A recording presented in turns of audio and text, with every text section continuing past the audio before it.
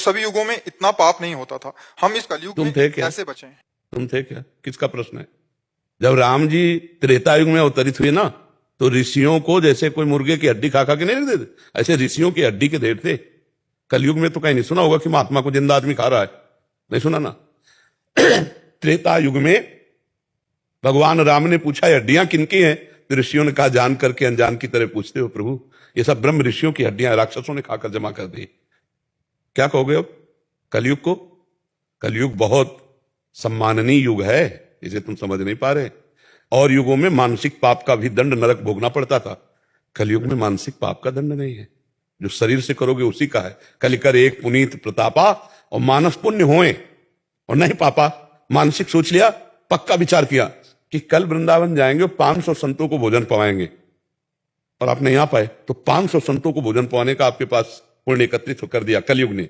कलयुग समयुग आन नहीं, जो नर कर विश्वास, गाय राम गुण गण विमल, भव बिन तरहि प्रयास। कैसी बात करते हो?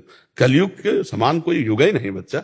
जो 10-10 हजार वर्ष तपस्या करने पर बात बनती थी, वो 24 घंटे नाम कीर्तन पर करने पर बात बन जाएगी। जय हो कलयुग की। कैसी बात करते हो बच्चा? जब हम पापाचरण करते हैं तो हर युग में कलयुग है, और जब हम भगवान का भजन करते हैं तो हर समय सतयुग है। अब बताओ कहां कलयुग है? यहां तुम्हें कलयुग दिखाई दे रहा है? तो कलयुग हियां है नहीं। हम माताओं बहनों की तरफ पाप दृष्टि से देखें तो कलयुग, हम दूसरे की धन चोरी करें तो कलयुग, हम दूसरे की हिंसा करें, मुर्गा मछली खाएं तो कलयुग, हम पापाचरण करेंगे तो कलयुग, नहीं तो कहां कलयुग है बच्चा? तो कलयुग यही है, मदिरा पीना, परिस्त्री गमन करना, हिंसा करना, स्वर्ण की चोरी करना, जुआ खेलना, यही तो है कलयुग के स्थान। तो उन स्थानों को मत छो, तो कलयुग है ही नहीं। क्या हर युग में ये नहीं था क्या? बहुतायत थे, बहुतायत थे, बहुतायत नहीं बहुतायत। अब तुम्हें सब शास्त्रों का ज्ञान नहीं, इसलिए तुम्हें पता ले। शराब न पिए, पराई माता बहनों की तरफ गंदी दृष्टि न करे, जुआ न खेले, मांस न खाए, हिंसा और चोरी न करे, ये 5 चीजें न करे, कलयुग एकदम तुम्हें सहयोग करेगा, कभी बाधा नहीं पहुंचाएगा। और ये 5 करोगे तो मिटिया मेट कर देगा, पक्का मिटिया मेट कर देगा।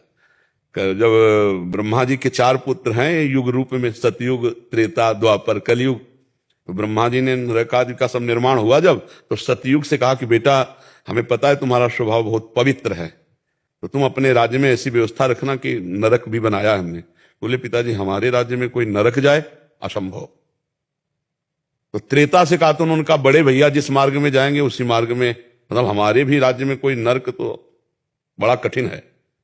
द्वापर से कहा तो उनका पिताजी आपकी आज्ञा पालन करने की चेष्टा करेंगे।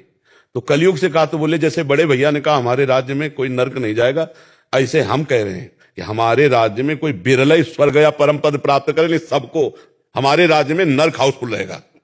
क्यों? क्योंकि मदिरा पीना इस स्वभाव बन चुका है, अपवित्रता भरी हुई, यही सब स्वागत में तो परोसा जाता है और कहा जाता है वीआईपी पार्टी हुई है। तो ये सब नरक की बातें, और ये छोड़ दो तो अभी आनंद है। आप बोलो कहां कलयुग किसको परेशान कर रहा है? अब आप गंदी बातें करोगे तो चाहे जो युग हो परेशानी तो आ ही जाएगी।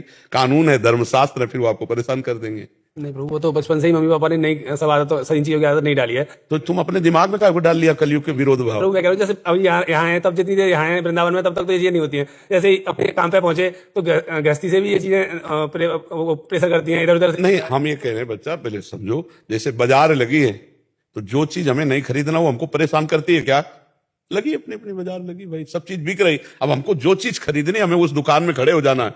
अब हम ये तो नहीं कह सकते कि पूरी बाजार हटा दी जाए, हमको तो केवल श्री जी के लिए इत्र चाहिए, तो इत्र के सिवा पूरी बाजार में नहीं, ऐसा तो नहीं हो सकता।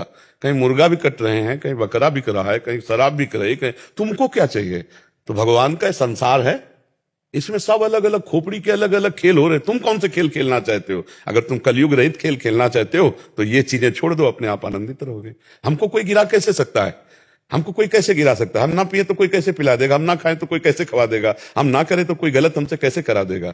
हम राजी हो जाते हैं गलत करने में, क्योंकि हमको लगता है इसमें सुख है, इसलिए हमारा पतन हो जाता है। दोष देते हैं कलयुग का। सो परत दुख पावई, सिर धुनि धुनि पछताए, काल ही कर्म ही ईश्वर ही मिथ्या दोष लगाए। नाम जप करो, गंदे आचरण मत करो, कभी कलयुग नहीं। हमें बताना कभी मिल जाए कलयुग तो। अब गंदे आचरण करोगे तो चाहे जो युग हो, डंडा चलेगा, हृदय जलेगा, दुर्गति भोगनी